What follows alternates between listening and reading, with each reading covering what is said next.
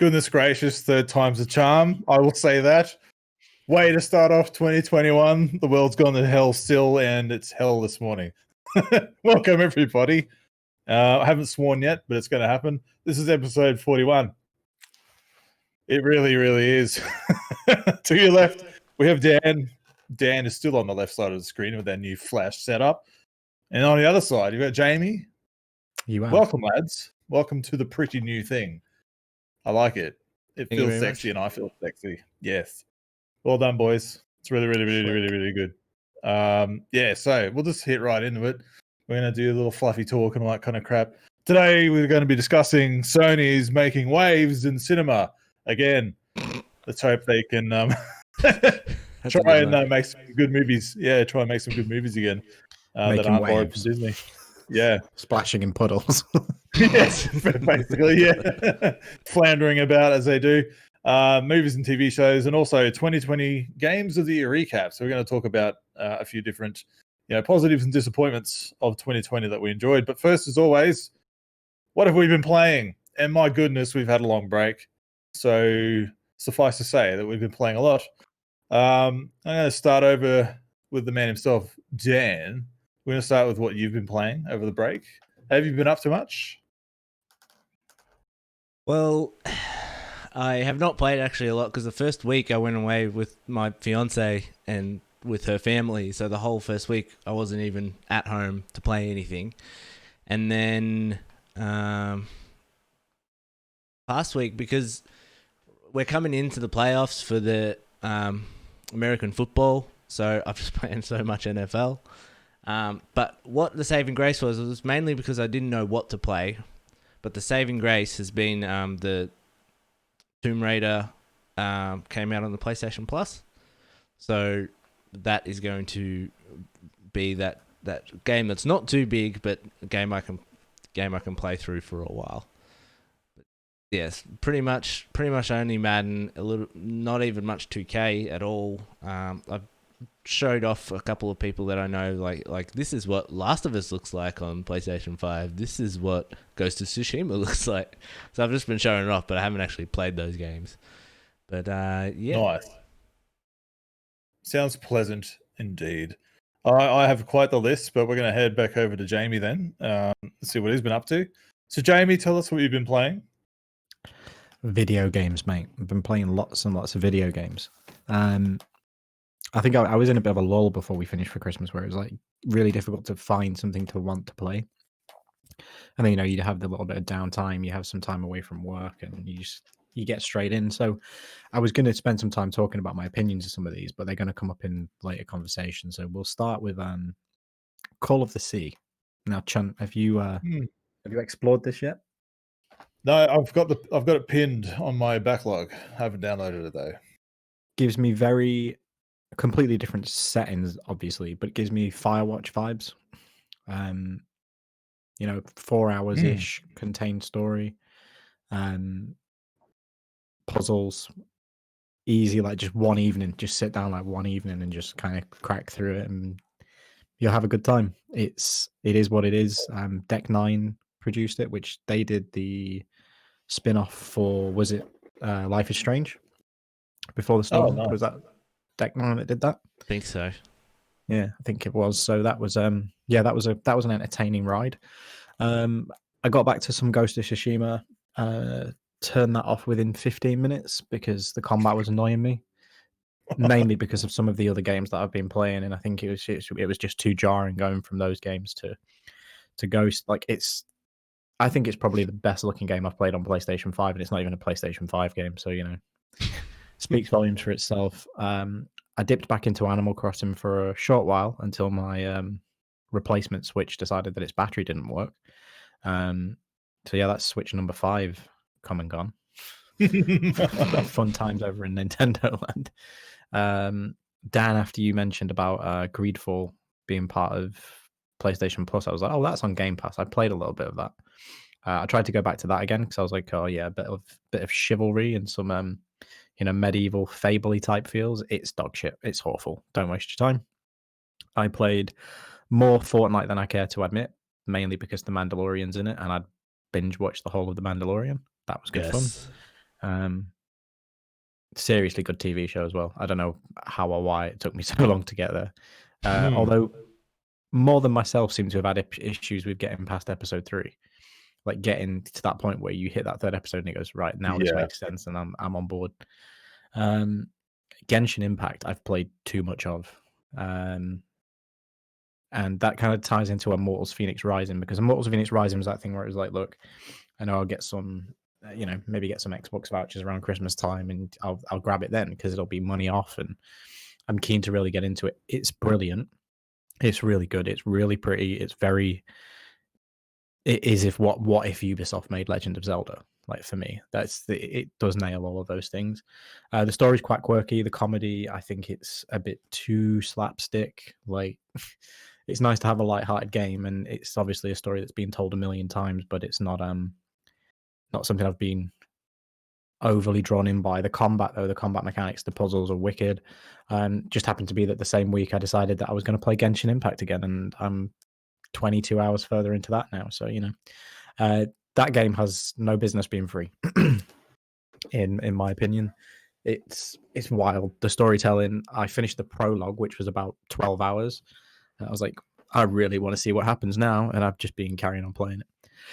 I went back to Jedi Fallen Order. I've pretty much caught up my PC saving that, and then Chunt told me that there's a next-gen patch coming for it soon, so I was like, well, I may as well stop this for a little bit. I already mentioned Immortals, and now the next two are these are two massive surprises for me, because I wasn't expecting to play either of them. The first being Fuser. So, that DJ game that's like Oh, yes. made by the people who made Guitar Hero. Yeah. You drop tracks onto a deck, and it's got, each track that's in it, from like current hits back to sort of the 70s and 80s. It's got like, you can pick out 4 different samples from each of those tracks and layer them together to create your own DJ set. It hit the Guitar Hero vibe right on the head, because I was really like, Christmas time, everybody play a bit of Guitar Hero, Rock Band, that kind of stuff. I was like, this is giving me the nostalgia feels, and it was on sale, and it's probably one of the best purchases I've made in a long time. And lastly, because I watched Danny O'Dwyer's currently 5-part series and going to be 6, everybody go to NoClip and watch that. Really interesting on Hades. And I'll just say one thing about that. I know why it's so many people's game of the year. It might be mine, but you'll find out in a bit. So that's all the video games and stuff that I played. And now Chunk can do some talking, because my voice is sore. Nice. Yeah, very, very well done. You've played a lot, which is good. It's funny, towards the end of last year, we're all kind of like, I don't really feel like playing anything. Then we all go away and play shitloads. Well, for myself, I went away for 2 weeks and really put this to the test with remote play. And I'm happy to report to anyone that's watching that's interested, Xbox Remote Play works when you're 800k plus away from home. So that's on 4G and Wi-Fi network. So it's just amazing. I can't believe how good it is. So I managed to get hooked into Crackdown 3 again. I played a shitload of Crackdown 3. Don't ask me why.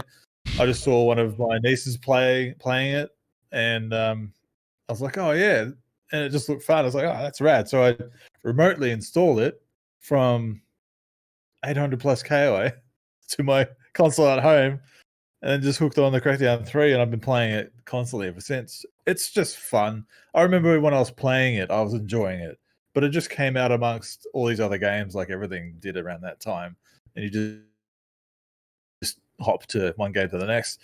So I'm on to the last 2 bosses that I want to take out and just be done with that. But I'm having a very good time with it. Actually dropping into a lot of Dragon Ball Fighters. They had a whole bunch of new character packs come out, so they were on discount, so I picked up the last one that I needed. And now that's such a fun game just to drop in and out of. I've tried it on my brother's Xbox One S. I installed it there because I just wanted to play it on his big screen. And man, the loading times. Like, I totally take it for granted now with the Series X, but holy crap. Like, I remember that game just being so bad for loading screens and loading times. And playing it on the X, it's just like bang, bang, bang. You're just in and out of matches. And even just booting the game on Xbox One S takes forever. So I'll never take it for granted again that we're on the next gen. But I love that game. Just to be bounce in and out of fighting. Dragon Ball Z is just amazing, and it's just screaming and anime everywhere. Also, more fighting games. Power Rangers, that fighting game, it just continues to deliver the new character I haven't tried, and just playing it in my hand, just chilling there, with my nieces, whatever. It's just a good time.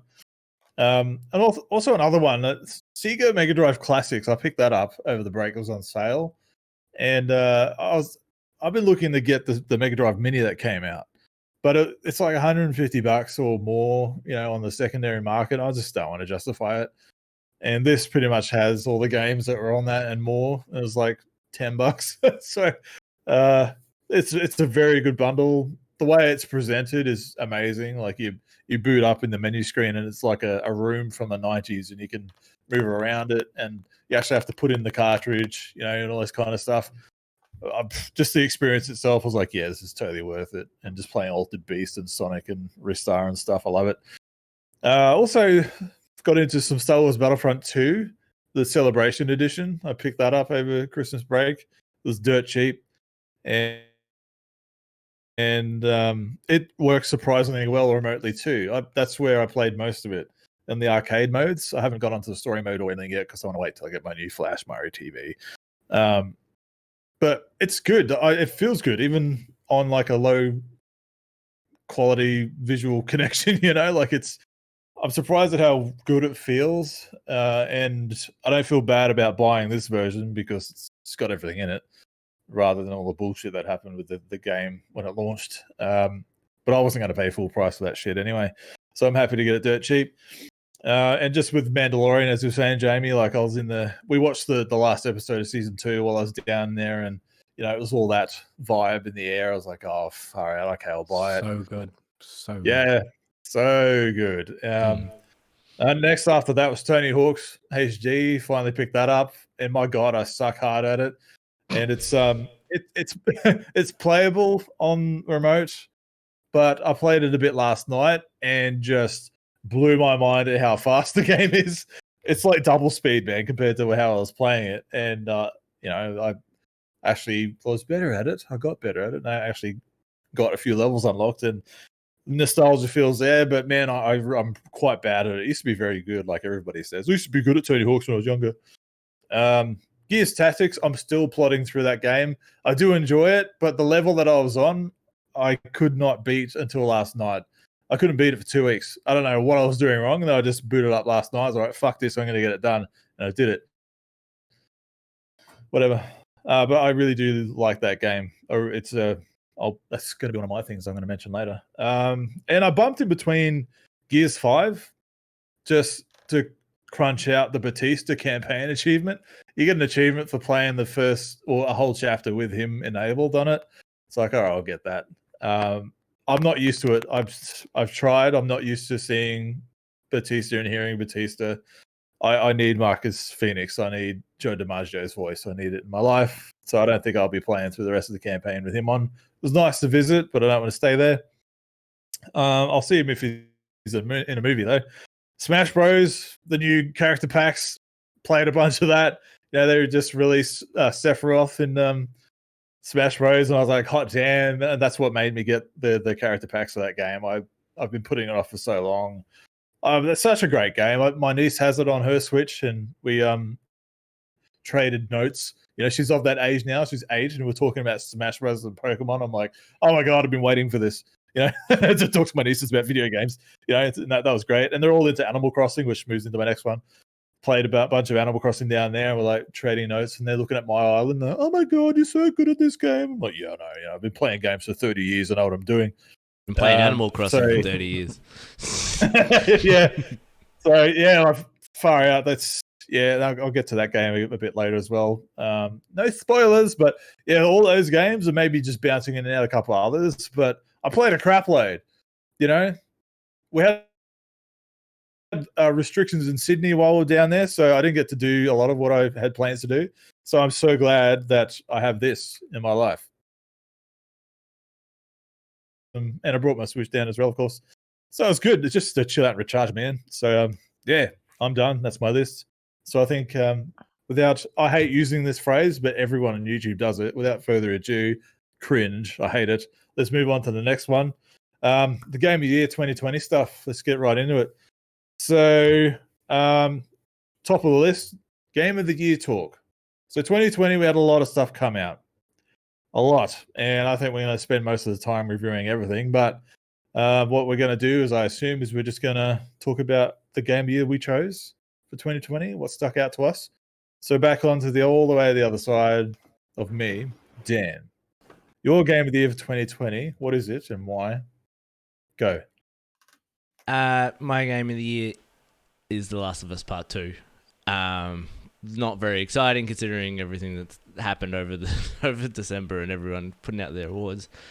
It really did hit with me, and I was thinking about that. I was trying to do a recording for another video the other day, and I was talking about Last of Us Part 2, and it's weird that like Last of Us, the first one, is one of my favorite games of all time. Naughty Dog obviously also making Uncharted, which is my favorite series of all time. And it's really hard to think even of the first Last of Us without having Part 2 connected to it now. Like it all feels like one thing together. And I was showing off The Last of Us Part 2 over the break to somebody. I think it was one of my mates.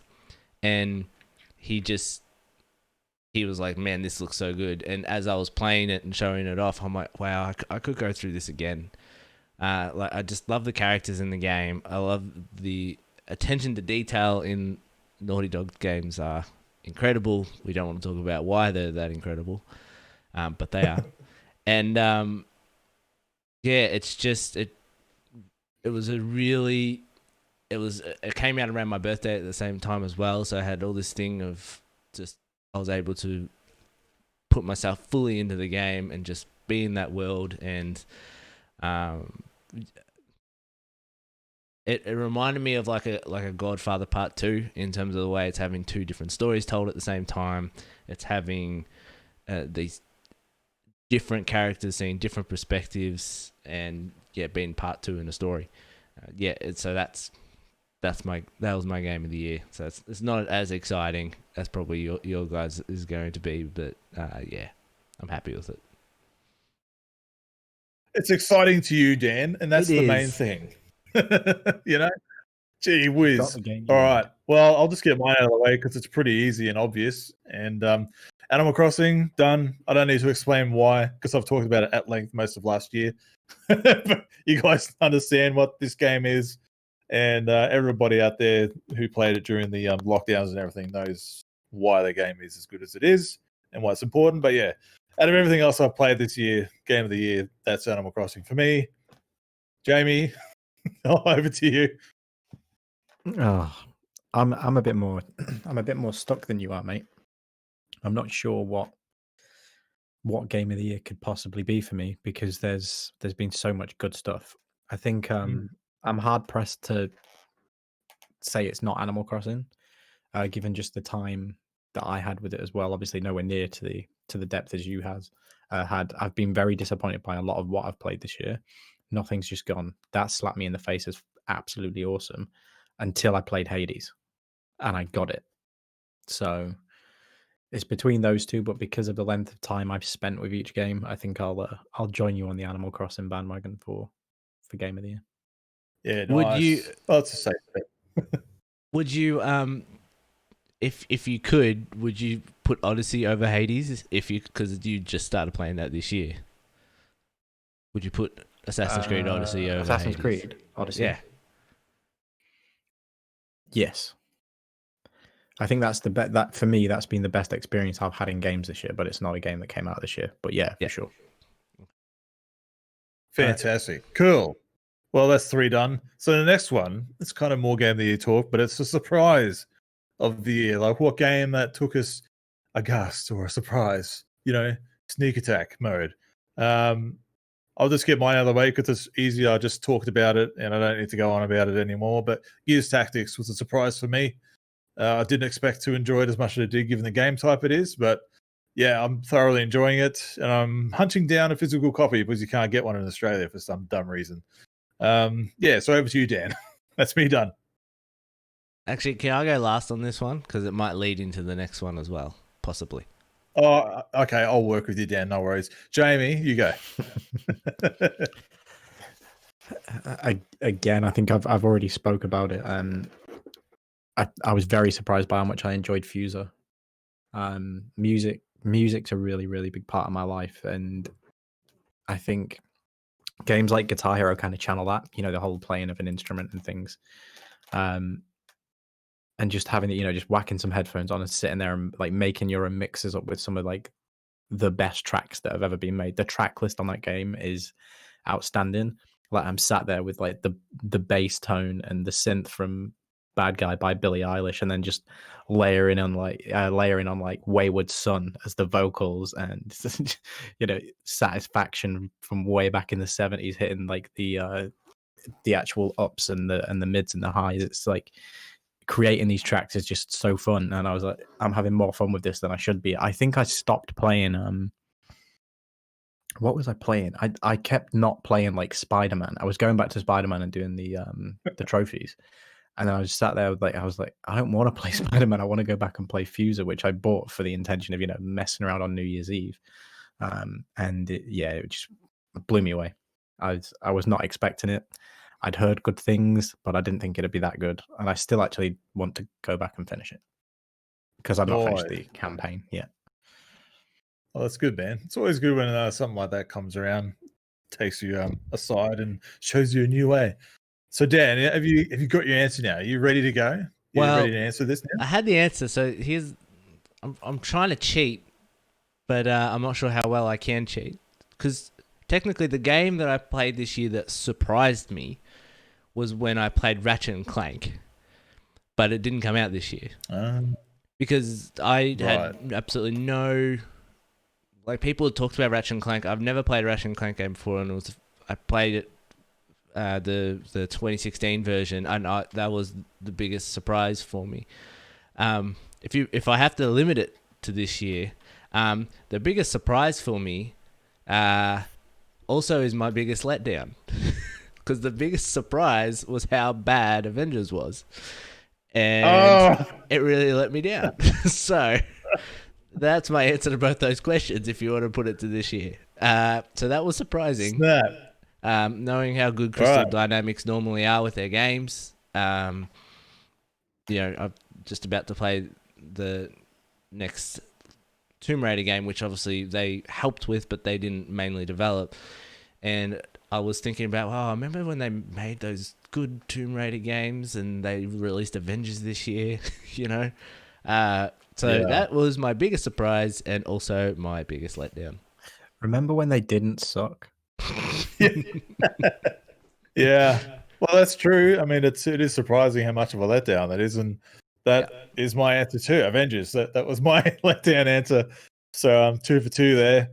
And we've spoken about that in previous episodes, and everybody out there that's played it knows just how disappointing that game is.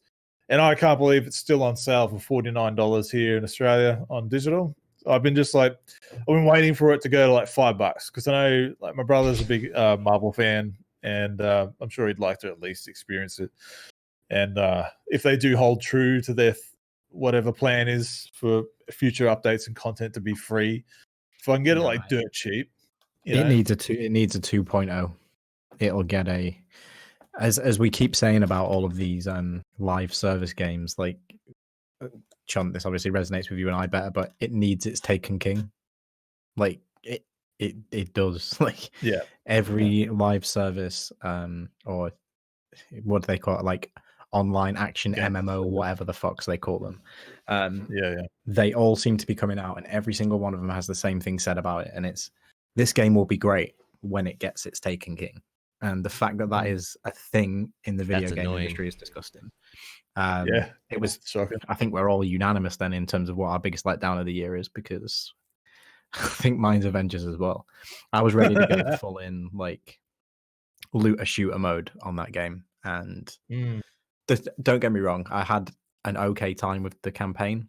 I thought the story was not terrible. And I like that it was a Kamala Khan story. It was fun. It should have been a Kamala Khan game. It shouldn't have been. Imagine if Square had just made a Kamala Khan game. It'd have been wicked. But no, they didn't. They had to do the whole shebang. And The they only reason I didn't so. do like Cyberpunk was because my expectations for Cyberpunk weren't through the roof like most people were either. And I know, Jamie, you didn't have as bad a time with it, so that's probably why it escaped our wrath. I'm still very let down by it. But as I said when we were talking like game of the year, I've been let down by so much this year that I think I've just become immune to it by the end of the year. That's so disappointing. I think, yeah, it says something that over the last sort of few months, where we've had all of these releases, and then I've had time to actually sit down and go, I can play a video game today.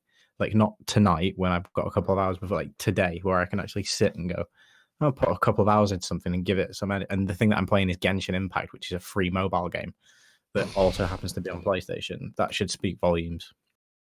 Yeah. Not Cyberpunk, not Avengers, not Immortals, not Ghost of Tsushima that I bought this year. I know it came out this year, but do you know what I mean? It's not any of these. Spider-Man, I finished it in 7 hours, 8 hours. I don't want to go back. Like, that's on me, a lot of it. Do you know what I mean? Like, there's elements in there of why I don't want to play those certain games. But yeah, I think it's been a bit of a letdown year for the old video games. But that's a good point, though. 2021 like, Genshin Impact. Even though I've played that disappoint us. Yeah, big time. We're going to get more disappointments. It's a given. But I've played Genshin Impact on PC for a bit, and I totally get it and why people love it. I'm frustrated that I can't play it on other systems that I want to play on.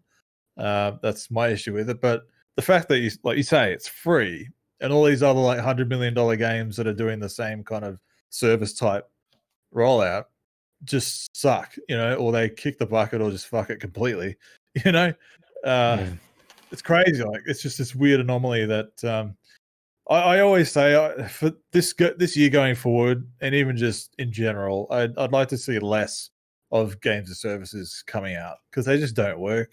There's only room for so many, and we've only got so much time. I would like to see very few released in coming years, but who knows? But talking about those games and service games, the last part of this game of the year talk is a time sync of the year. So which game we spent the most time in? Well, you can start. Yeah, well, that's a given. It's Animal Crossing again.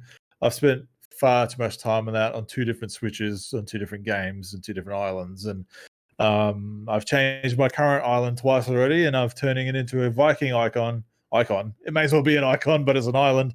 I'm loving the game. It's just so dumb fun. It's just dumb fun. I love it. And out of all the other games that I've bought over Christmas, I keep just going back to just collecting my fruits. We'll see what's in the shop today. It's just menial tasks like that, and collecting my fossils, and it's just something that you can just turn your brain off and just have a bit of fun with, and then I'll hook back into Gears or something like that. But yeah, time sync of the year, for probably close to 250 or 300 hours on that game by now. Very much love it. Dan, yourself, what's the game that you've spent oodles of time on this year, or last year, I should say? God damn. No surprise, it's 2K, 2K20. It's every week I pretty much come on here and say, yeah, again. Bit of a quiet, basketball just started back up, but NFL's taken over, so there's always this quiet time where I'm not playing it. But yeah, I eclipse hundreds of hours in that game every year, so yeah, that's me. Nice. And it's probably a repeat answer for yourself as well, Jamie. You just want to fill that gap? It's not. I checked my hours played in across all 3-4 platforms, and it's still Destiny. I've still spent more hours in Destiny this year than I have in any other game, and that shouldn't come as a surprise to anybody.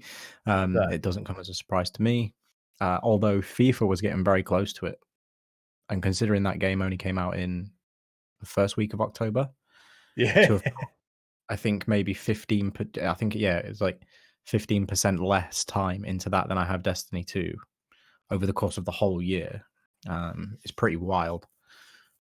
But yeah, Destiny 2, which I still need to finish dragging you through. Yeah. Oh, I still need to finish dragging you through Gears. Gears 5 campaign. Stick it on the bill, mate.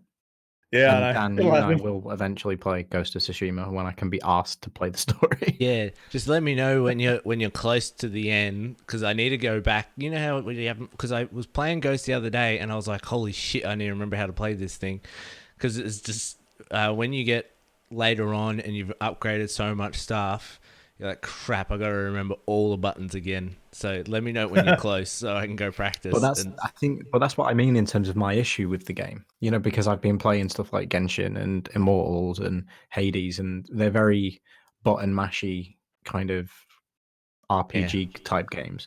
Whereas then I went straight from that into going back to Ghost of Tsushima, and I was like, Jesus, I'm getting like one hit by stuff, and I was like, I'm going to turn this down to easy. I just want to play the story, and I was still getting one hit by stuff. I was like, what am I doing wrong?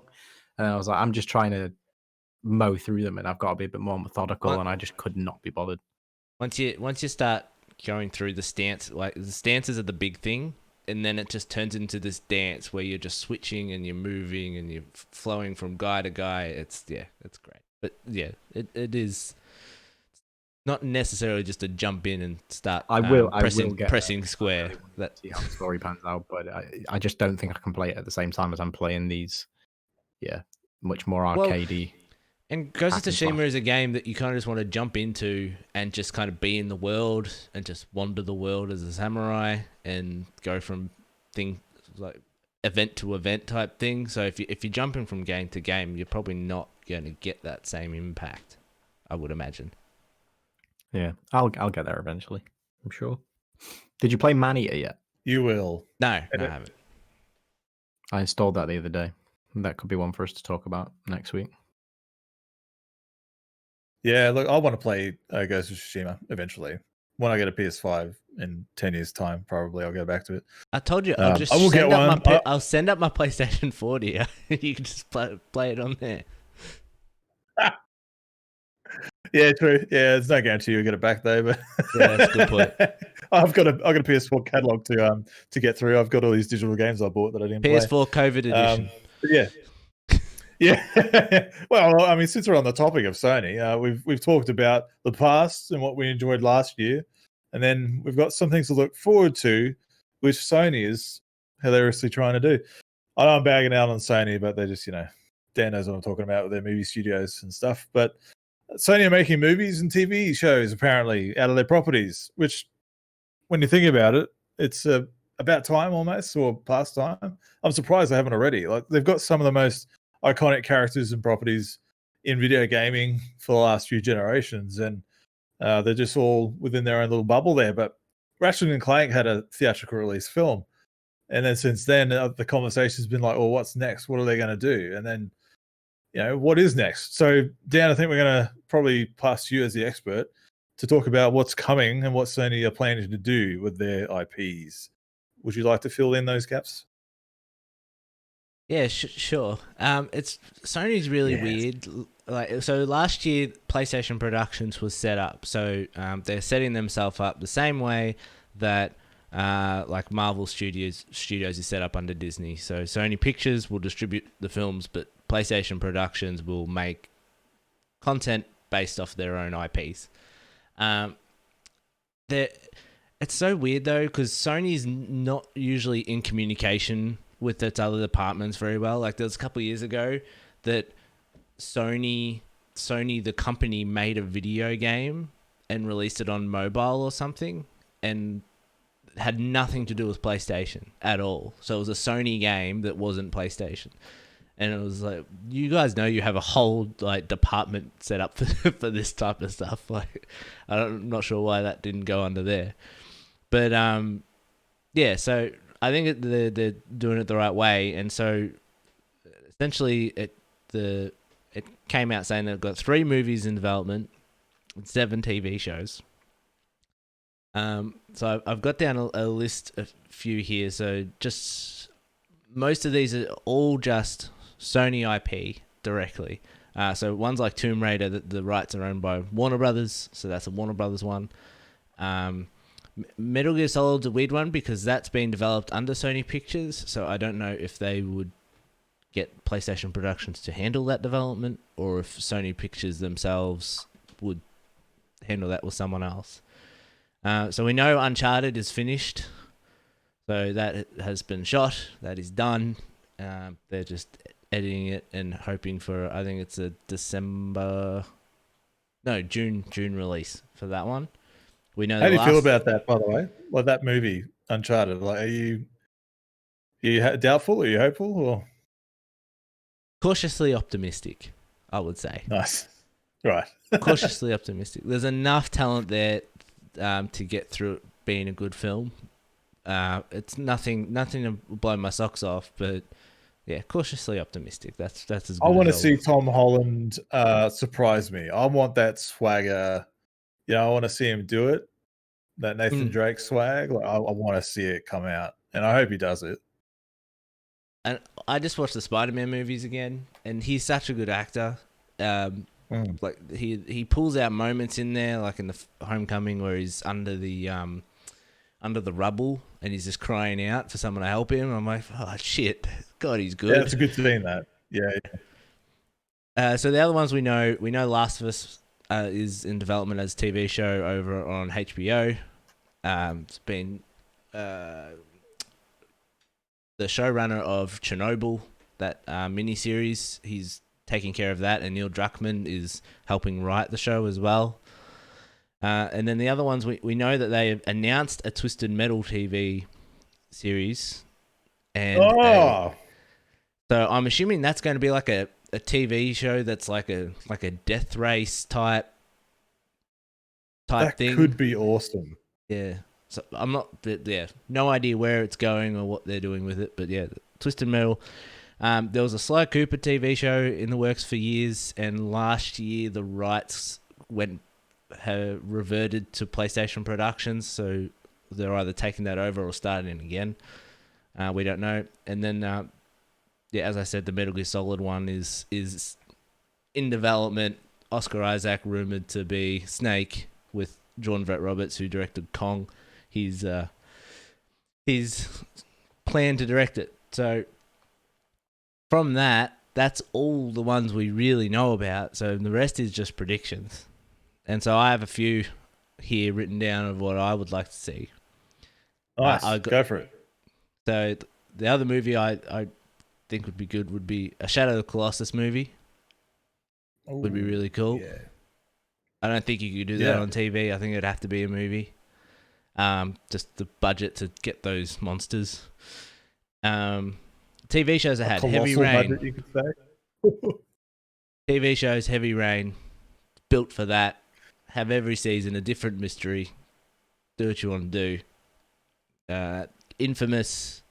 There are so many superhero stuff around right now, and you can make a superhero show on TV. We've seen like anything from The Boys to the CW shows, like anywhere in between. So I'd be surprised if they didn't. I'd be surprised if they didn't jump on that bandwagon. I reckon in terms of kids shows, I think animated stuff is you get a lot more return for animated stuff because parents are always looking for stuff to show kids and that. And I think they'll work on a Sackboy something. Sackboy, right? Yeah, 100%. They want to get Sackboy out there. Even from the cutscenes I've seen of the Sackboy Big Adventure game, like they've made more like there's cutscenes and there's a story of what's happening in the game. So I imagine there's a Sackboy. And then I pulled this one out only because there's been rumors of this game being remade or like built up from the ground up again, and I'd be interested as a TV show is The Getaway, which is basically robbing banks and driving cars and stuff like that. And I could see a TV show on like HBO or Netflix or something. And that's the thing with Sony, because Sony don't have their own streaming service or anything like that. They're kind of a free agent, so they can go make a show, put it on HBO, go put it on Netflix. They can just shop their stuff around to whoever wants it. So they could really get the budget working with those guys, whether it's an international release or just like domestic in the States. But those are some of the ones I had. The ones I left off specifically were Ghost of Tsushima, Horizon, God of War, and Killzone, because I just don't know if you want to start with them, or I don't know what you guys are thinking of. Look, God of War, I hope they leave that till down the road until they get success first, because God of War to me is such just a massive deal, a massive IP, massive franchise. Like, you got to do it right. Like, the first 3 games I hold dear to me, and I will revisit the reboot at some point. I want to give that another chance, because it just looks like the story, if I could be bothered to play through it, is something I want to do myself. I've seen it, but whatever. But that has to be done right on the big screen. I don't think it could be a TV show. It's just too big. Yeah. But another one I want to see is Killzone, man. Like, Killzone always looked like a cool IP, and it looked great on the PS3, the launch game. Like, it still looks good today. And I had Killzone, was it Killzone 2 or something on PS3? I had that, and I enjoyed that. And just aesthetically, like all the red eyes and all that kind of stuff, the suits and the war and all that kind of stuff, I think that'd be a pretty cool show. But they do have a lot of properties that they could do with. I'd like to see a Parappa the Rapper cartoon, to be honest. Like, I would watch that. Yeah, like a musical. You could do a movie of it or something. I don't know, but that could be pretty neat. It's off the wall. Like, I don't know how long it's been since you've played the first one, but I had it emulated on my PC a couple of years ago and played it. And just when you get past the actual game of it and you concentrate on the characters and the story that's been told, and it's just, it is what it is. But it's just so odd. I'd like to see a show or something built around that. But yeah, I don't know. Those are the first kind of ones that haven't mentioned that came to my mind that I'd like to see. But I don't know, Jamie, is there any of these that you're looking forward to, or something off the top of your head that you could think that would come to mind that you'd like to watch? I think we're running out of properties. But I'd take Horizon. I'd take something in that world. TV show or movie. I think the movies it'd obviously be more than one. You could go more grandiose, whereas with a TV budget, it could maybe be a bit more personal. And maybe rather than focusing on Aloy per se, because I think Ashley Birch is Aloy, and I don't think she looks like Aloy, and you couldn't really fit her into a live action version. So maybe focusing on when she was a child and kind of the period leading up to the events of the start of the first game, and her training. You could maybe set something in and around there where she's child Aloy. What's going on with the world, explore some of the lore around the mothers, and how they got to be where they were, and maybe just go a bit deeper than the game did. That'd be quite fun. But then by the same token, you could just go full Hollywood blockbuster and have Aloy taking out robots. I think you could take either approach and they'd both be quite successful. But then you have to question I know obviously Horizon did well and they're making a second game, but did it do well enough that Aloy is a household name and Horizon is a household property that people would recognize it and gravitate towards it to do the Hollywood one? So that'd lead me more to thinking TV is a safer bet. Yeah, I don't think you guys have covered. I don't think there is that many properties that really do hit in there. The other one I thought of was Resistance.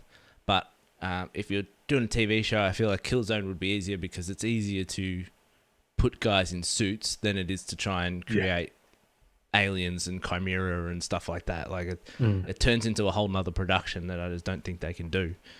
But is it going to be a lot of like? Do we think that they're just going to start flinging shit and seeing what sticks, or are they actually being like particular around what they're going with? I think they're being a little choosy by the fact that they said that there's 7 TV shows and 3 movies. I think that what it's telling them is, because right now, especially with COVID and everything, the buyer's market is kind of TV shows, because you've got like HBO Max that are just trying to get content on their service, and TV shows are the best form of content because it keeps people engaged longer. So that I think they're aiming for a lot of HBO stuff and Netflix, and the fact that they can just shop these, or if they can put it on, I think they own AMC, the TV network that did like Mad Men and The Walking Dead and stuff like that. So if there's like a cheaper like a Heavy Rain might go on there or something. But yeah, I think they know that the buyer's market is TV right now, and that's why there's not that many movies in production, because they cost a lot of money, they take a lot of time, and it's very hard to shoot during COVID right now. Yeah, see that leads me like to see like a Bloodborne. You know, I did think of putting that down there, but I'm like, where the hell do you go? Where do you go with that? Again, I think I'd want that as a TV series. You know, go very Walking Dead, and you'd also do Demon Souls probably more so than Bloodborne, because they own Demon Souls, like out there in control of that completely. But I think that obviously then neither of those properties are grounded. But I think of the two, Bloodborne is more grounded, and its world is, you know, it's based in medieval times. It's maybe a little bit easier to produce, if that makes sense. I was trying to think like The Witcher. It's obviously a Japanese company as well, so I was trying to think of like Japanese stuff. Like, what if a Persona TV series was a thing? They already exist. Oh, that's true. I forgot about that. It's like an Atlas anime. did. I think both Persona 3, 4, and 5 have all had animated series, and 3 and 4 had animated movies as well. Yeah, so I was trying in regards to production, like you got Unreal, right? And they've got their live stage production technology that they do now with Mandalorian. And Unreal's basically, you know, it's like a game engine that's modified to be used in a film studio. You'd think that Sony would be kind of trying to pull something together like that. Like, I don't know if they're going to borrow their tech or try and come up with their own solution. I mean, all these studios have game engines and assets that they could pull into production to use for that.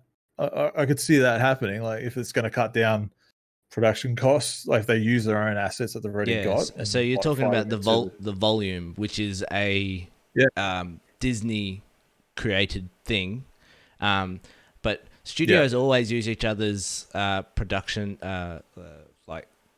sound stages and stuff like that all the time. Like before Disney bought Fox used to have all these production stages which all the other studios would use. And I think Disney in their investor call or whatever it was, because there's one in LA, they're building one in London and Australia. So there's going to be 3 of them around, which I think is how Disney are going to make all their TV shows. But they can use it. There's pay Sony to use the volume and get it set up that way, which you could do.